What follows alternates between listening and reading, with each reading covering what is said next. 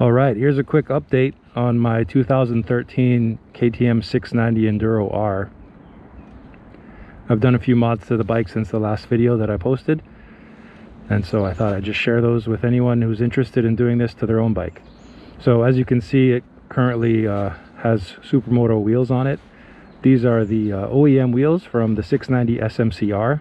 They are tubeless and they are direct bolt-on. You just use the same spacers and the same axle from the Enduro wheels, and everything else is the same. Obviously, if you want a quick swap, you would put a new rotor on and sprocket on the rear wheel and a new rotor on the front wheel.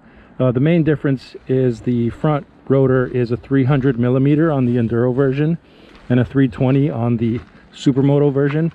And there's no caliper bracket that will fit the larger front rotor, so this is just a 300 millimeter rotor from the Enduro version on the Supermoto rim, and it fits up perfectly.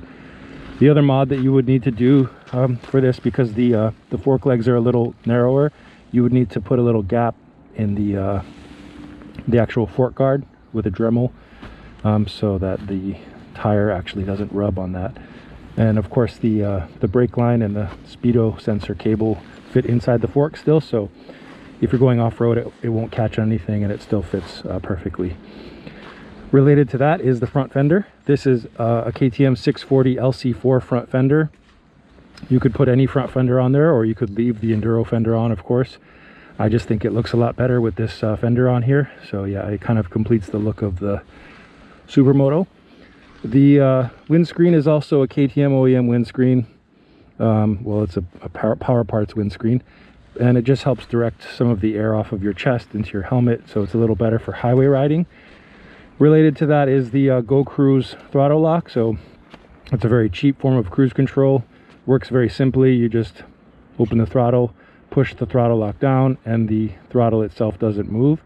And when you want to decelerate or turn it off, you just roll the throttle forward and it's back in the zero position. So for longer highway rides, it's a little more comfortable. I also installed just a cheap AliExpress tire pressure monitor sensor. I'll just turn it on so you can see it. So yeah, it's got front and rear tire pressure, and then the internal air temperature, and then the voltage for the battery. It also has an external USB, which I've got connected to an old Samsung phone, and this is running DMD2, and it's tethered to my phone, so I can use it for navigation too. I don't have to worry about my more expensive phone breaking. So that's a little addition there. The other big mod that I've done to the bike is the air filter. So let me just pop the seat off. So yeah, this is a K&N RU 0830 air filter, and it's got a 3-inch piece of aluminum tubing on the inside that's butting up against the throttle body, and it acts as a kind of velocity stack. And then I just use some silicone tubing with a couple hose clamps to keep the aluminum locked onto the throttle body, and then the air filter is connected to the aluminum tubing in there. So it gives it a little better low end grunt. Related to that is the O2 sensor, which you would want to include here to keep everything tidy. And then you'd have to move the battery cables out of the way, because the edge of the filter touches the edge of the battery, and then it touches up against the top of the seat too. So I'll talk about the performance maybe after I mention this. Also, obviously, you remove the entire airbox, so you have this big space here, and this is the Rottweiler bag that you can pick up, and it holds a lot of stuff. Actually, I'm surprised how many tools and stuff I've got in here. So it's kind of nice if you want to use that space for that. Obviously, connected with this is ease of maintenance. So if you remove this, you've got access to your valves. You can do valve checks a lot easier, a lot faster. So related to this idea of doing this kind of mod is obviously the tune that you put on the bike. The reason I picked up a 2013 model is because it was the last year that you could use Tune ECU on the KTMs. So yeah, this has a tuned map on it, both the throttle and EFI map. And with the modification with the air filter, and it's got a full Akrapovic exhaust, the bike is really responsive.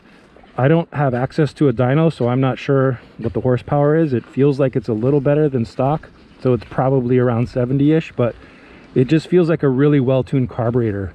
It just immediately responds to any kind of throttle. There's no lag or anything like that. It's very steady even at slow speeds. There's no surging. Even the top end is pretty reasonably good for, you know, a single cylinder bike. So yeah, it's really, really fun. So doing a mod like that is fantastic. I'm still getting about 17 kilometers a liter for fuel economy, so it's still not too bad.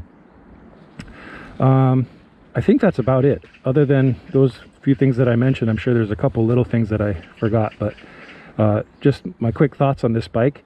If you're looking for an off-road bike that you need to take on the highway, and you also want the ability to run it in Supermoto trim, this is the ideal bike, in my opinion.